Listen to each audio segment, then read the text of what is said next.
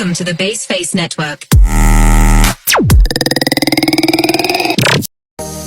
Salam. Baiklah, kami dari kelompok 3 yang ingin membahas hasil diskusi kami, yaitu perencanaan pembelajaran model kelas NLI. Nah, di sini ada teman saya yang bernama Dorsila Sanada, dan di sini ada teman saya juga yang bernama Samantha Deliana, dan di sini juga ada nama teman saya yang bernama Upima Laila, dan di sini juga ada nama teman saya yang bernama Agnes Yohana Papahan, dan di sini juga ada nama teman saya yang bernama Martinus Pelikadu Amah, dan saya sendiri adalah Feni. Oke, dan ini kami akan membahas hasil kami yang dibahas oleh Kakak Dorsila. Sekarang kita masuk pada pengertian model dan metode pembelajaran. Pengertian model adalah kerangka kerja yang memberikan gambaran sistematis untuk melaksanakan pembelajaran agar membantu siswa dalam tujuan tertentu yang ingin dicapai. Jadi di sini ibaratnya adalah sebuah peta, di mana model ini memberikan gambaran yang jelas tentang bagaimana memberikan pembelajaran yang dapat dilakukan agar siswa dapat mencapai tujuan tertentu dengan baik. Nah, kita akan masuk pada metode. Metode di sini adalah cara atau langkah-langkah yang spesifik yang digunakan untuk melaksanakan atau mempermudah proses belajar sehingga siswa dapat belajar dengan efektif. Contohnya, jika kita mengajar dan kita ingin supaya siswa tersebut aktif di dalam kelas, maka kita akan memberikan metode atau langkah-langkah seperti kita membuat kelompok belajar atau membuat kelompok supaya di dalam kelompok tersebut dengan diskusi siswa tersebut bisa lebih aktif di dalam kelas. Demikian. Baik, saya akan melanjutkan presentasi kami. Kami akan membahas dasar perencanaan pembelajaran. Nah, di sini ada dasar-dasar perencanaan dapat diuraikan dalam beberapa hal. Berikut, yang pertama itu untuk memperbaiki kualitas pembelajaran perlu diawali dengan perencanaan pembelajaran yang diwujudkan dengan adanya desain pembelajaran. Nah, yang kedua, untuk merancang suatu pembelajaran perlu menggunakan pendekatan sistem. Dan yang ketiga, perencanaan desain pembelajaran diajukan pada bagaimana seseorang belajar. Yang keempat, untuk merencanakan suatu desain pembelajaran diajukan pada siswa secara perorangan. Dan yang kelima, pembelajaran yang dilakukan akan bermuara pada pencapaian tujuan pembelajaran.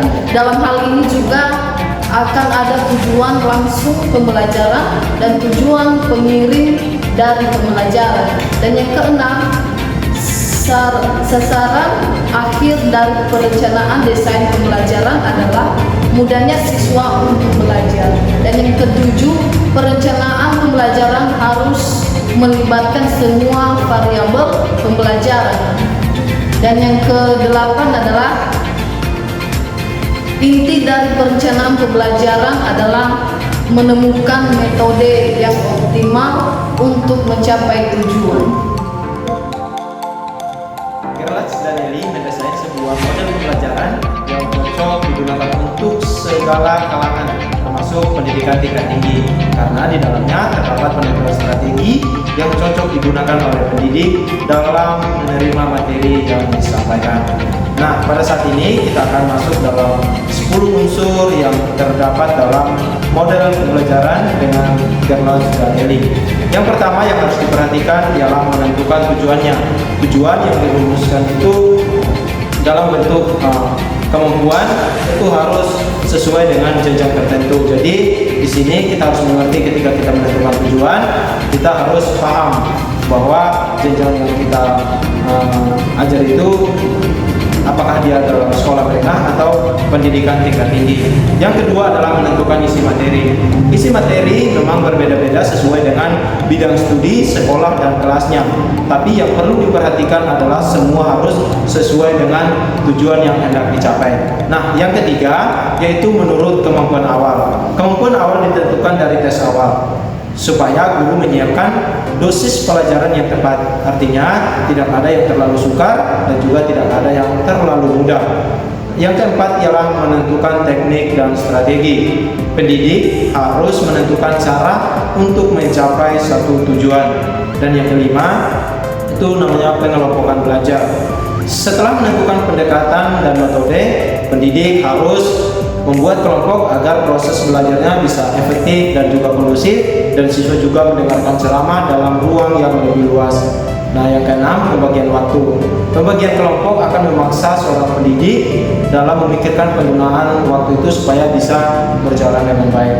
Dan yang ketujuh ialah menentukan ruang. Alokasi ruang sangat dibutuhkan sehingga anak-anak itu bisa berkreasi, berinteraksi sesama mahasiswanya, mereka bisa mandiri, bebas dalam menentukan cara belajarnya.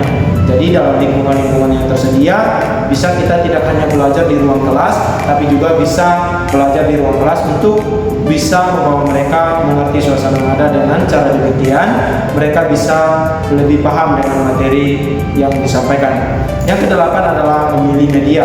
Gerlach dan Eli membagi media sebagai sumber belajar dalam 5 kategori. Yang pertama itu adalah manusia dan benda nyata. Jadi mahasiswa ataupun siswa sendiri bisa belajar dari lingkungan sekitar. Juga pakai media visual proyeksi, media audio, media cetak, dan display. Yang kesembilan ialah mengevaluasi hasil belajar. Semua kegiatan belajar hakikatnya adalah perubahan tingkah laku belajar, dan untuk melihat hal ini maka harus melakukan evaluasi. Dan yang terakhir, yang ke-10 ialah menganalisis umpan balik. Ini adalah tahap akhir pengembangan sistem instruksional. Dalam memperhatikan hal ini, data bisa diperoleh dari evaluasi, tes, observasi, maupun tanggapan mengenai media dan proses belajar yang digunakan. Demikian unsur-unsur yang terjadi ataupun yang ada dalam metode Gerlach dan Eli. Penerapan model Gerlach dan Eli di dalam pendidikan agama Kristen. Jadi, ada beberapa penerapan model ini. Yang pertama yaitu identifikasi kebutuhan siswa. Jadi, melalui pretest, guru dapat mengetahui pemahaman awal siswa terhadap materi ajaran agama. Dan pretest ini penting dilakukan oleh guru untuk mengetahui apa saja yang sudah dipahami oleh siswa tersebut. Dan yang kedua adalah mengelompokkan diskusi. Jadi, di sini siswa dikelompokkan untuk mendiskusikan nilai-nilai Kristen yang memungkinkan untuk bertukar ide dan melakukan interaksi antar kelompok. Dan yang ketiga adalah aktivitas di mana di sini mengintegrasikan aktivitas praktis seperti drama, investigasi, tentang musik Alkitab untuk meningkatkan kemampuan siswa tersebut. Dan yang terakhir adalah evaluasi berkelanjutan. Setelah melakukan langkah-langkah yang sudah sebelumnya, untuk langkah terakhir dilakukan evaluasi. Jadi evaluasi ini dilakukan melalui tes formatif yang merupakan sebuah sistem belajar untuk meningkatkan pemahaman siswa tersebut dari pembelajaran yang telah dipelajari sebelumnya. Sekian dari saya. Baik, saya akan melanjutkan di mana dalam model Gerlach dan Eli ada pun kelebihan dan kekurangannya. Di mana yang pertama yaitu kelebihannya yaitu mengutamakan pemahaman dan mengaplikasikan konsep. Dalam model ini, peserta didik diberikan kesempatan untuk memahami konsep dan mengaplikasikannya dalam situasi yang nyata sehingga meningkatnya pemahaman dan keterampilan mereka. Dan yang kedua, di mana kelebihannya merupakan pembelajaran berbasis masalah. Jadi model ini menekankan pada penggunaan masalah, situasi yang nyata sebagai konteks pembelajaran.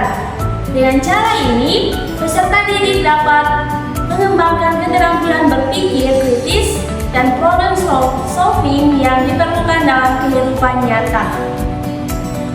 Dan yang ketiga, kelebihannya yaitu memberikan kesempatan untuk partisipasi aktif kepada peserta didik melalui metode ini dan strategi yang interaktif.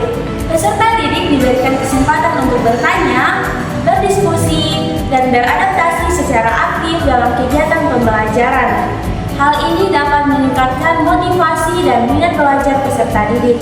Dan yang keempat, model pembelajaran belajar Gerlach dan Ellie memiliki perbedaan tersendiri dibanding dengan model pembelajaran yang lainnya.